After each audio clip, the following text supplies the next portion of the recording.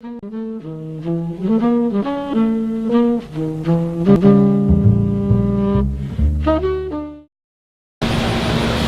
really good to have you all here tonight. I don't normally do the emceeing. This is actually my very first time, so you're going to have to bear with me. We're really missing James tonight. But our next reader is Lela Merrell, and I believe she's with a writing group here in Sedalia. She's new, and we're very glad to have Lela. We'll let Lela give you her bio.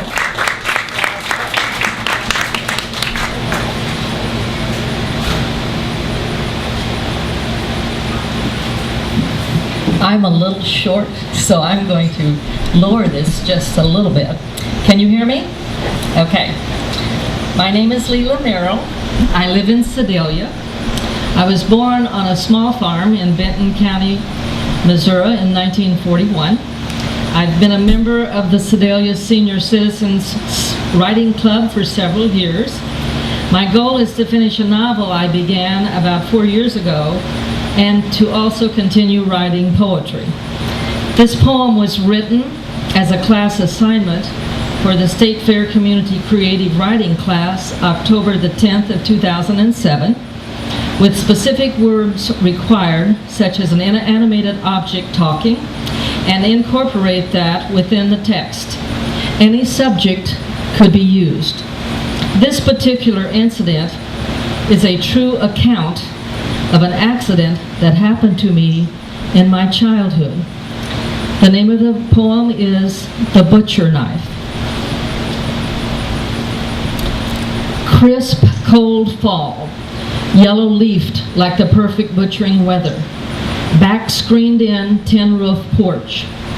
3-year-old girl child remembers instilled manners and rushes to swing wide the screen door, waiting for Grandma coming up the stone walk, carrying a pan full of clean entrail casings for homemade sausage. The child stumbles sideways into the clean dishpan, holding the washed utensils. A gasp and a struggling cry escape the child's lips. Baby sister gives a small cry as mother lays one child on the floor, while rushing over to pick up the whimpering other one. The razor-sharpened butcher knife clatters out onto the wooden floor. Mother's eyes and hands scan quickly. Oh my God. Guts beginning to push through the cut stomach. Such a small opening. Bright blood begins, small seeping rivulets onto the child's white petticoat. Mother's hand finds and places itself exactly over the open wound. Screams mingle and echo with baby sisters. Grandma still hurrying up the path, surrounded by the smell of freshly killed hog. Frantic father runs. Grandma sees, drops the pan, and hurriedly goes to the clothesline, clutching a handful of white, sun-dried, clean tea towels. They bind them tightly around the small body, cradled in her father's arms. The mother, quiet now, sobs into her blood-stained apron in the back seat of the old car. Young 16-year-old cousin, Ed Litchin, driving such a short time, guns the car, recklessly swerving, gas pedal down, grinning at the speed. The child loses the will to keep her eyes open, drifts. Images of the country school children at recess, surging out of Feaster School, watching, waving as the swaying conveyance whizzes by. She floats above the scene, watching the father's hands holding the small left side tightly, holding in life, desperately soliciting the Almighty. Have mercy. 11 miles of rutted and gravel roads. Ed valiantly fights the steering wheel. Finally, the tires find pavement, skidding to a halt in front of Dr. Sally's clinic. Oh my God, the physician is gone, in an emergency. Across the street stands the county jail. Mayhem, murder, and killing by escaping inmates.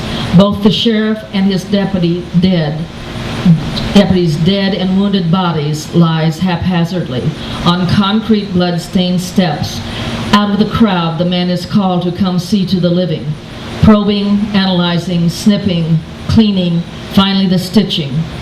Warning, that their sulfa drug might not help much against a mighty infection. Mother lying in the darkened bed beside the little one, quietly, eyes wide open. Before dawn, the temperature of the small body soars. The child becomes delirious, talking out of her head. Grandma and Aunt Ada, both midwives, watching, use the only ancient remedy known: bathe, cool cloth, wring out, again and again. Water is held to the small dry mouth. Fever. Could that be the beginning of the infection? Internal bleeding. What to do? Almighty. 50 years later, grinning Cousin Ed presents little Lela with the butcher knife, reminding her, once I saved your life. Should she start a butcher knife collection? No, says this honed blade, one is enough.